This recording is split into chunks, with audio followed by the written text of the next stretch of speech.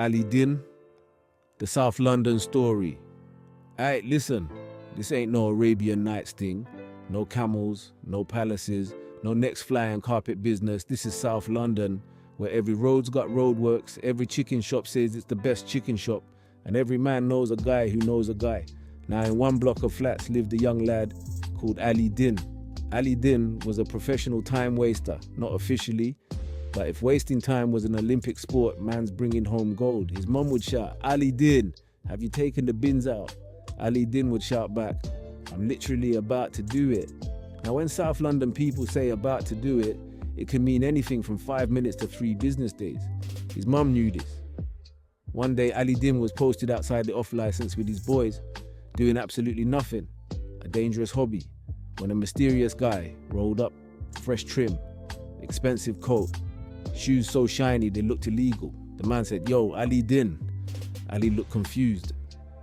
"How you know my name, big man?" The guy smiled. "Now, I'm your uncle." Ali frowned. "Since when?" Long story.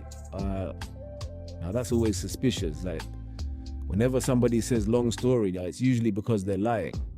But Aladdin wasn't exactly South London's greatest detective, so he went with it. The fake uncle said, "I know where there's serious money." Aladdin's ears switched on immediately. "Say less." The next day they linked up under an old railway arch. The uncle pointed at a rusty metal door. "There's something valuable in there." Ali looked at the door, looked at the uncle, looked back at the door. "Why don't you get it?" The uncle cleared his throat. "Only someone pure of heart can enter." Ali burst out laughing. "Me? Pure of heart? Have you got the right Aladdin?" But somehow the door opened. Inside was a massive underground tunnel. At the end sat a dusty old lamp. Ali stared at it. "You're telling me I've come all this way for a lamp?" The uncle shouted, "Just bring me the lamp." Now when somebody suddenly starts shouting, that's usually a red flag. Ali picked it up, then thought, "Hold on, this brother's moving mad." "Nah," said Ali, "you get me out first."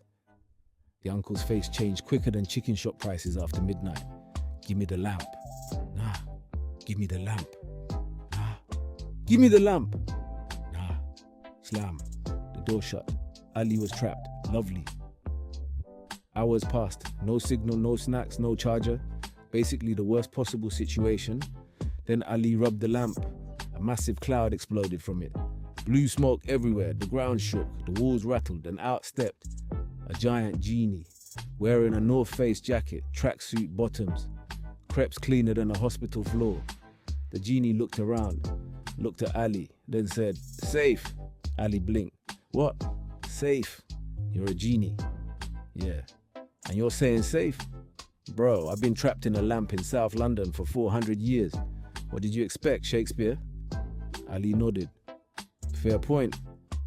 The genie stretched, cracked his neck, then said, 3 wishes, no weirdness. No bringing people back from the dead. No asking for unlimited wishes because that's dead." Ali said, "Can I get a meal first?" "Reasonable." Boom! Suddenly there was enough chicken and chips to feed an entire estate. Ali nearly cried. From that day on, everything changed. The genie helped him. Fresh clothes, money, opportunities. Even got him invited to events he'd never normally get near. One night, Ali ended up at a huge city celebration.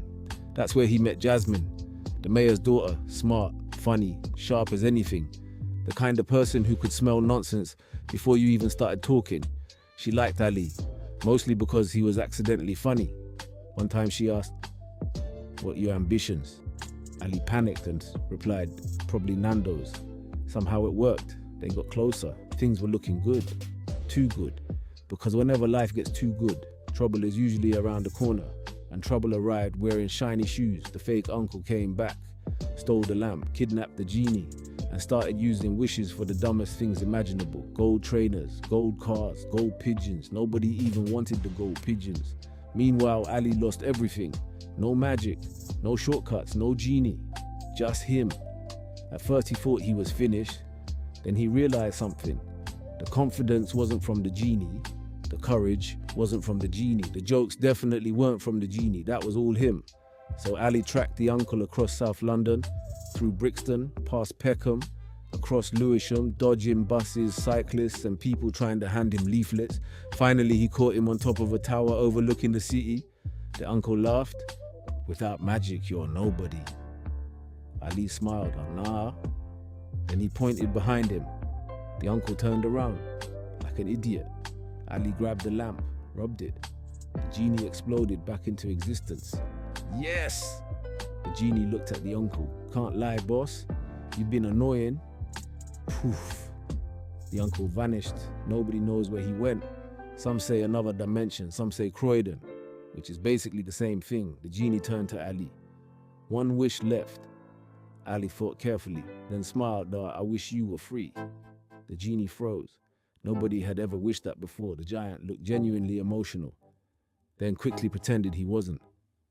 "Man's got something in his eye. You ain't even got normal eyes. Allow it." The genie laughed, then disappeared into the London night. And Ali did.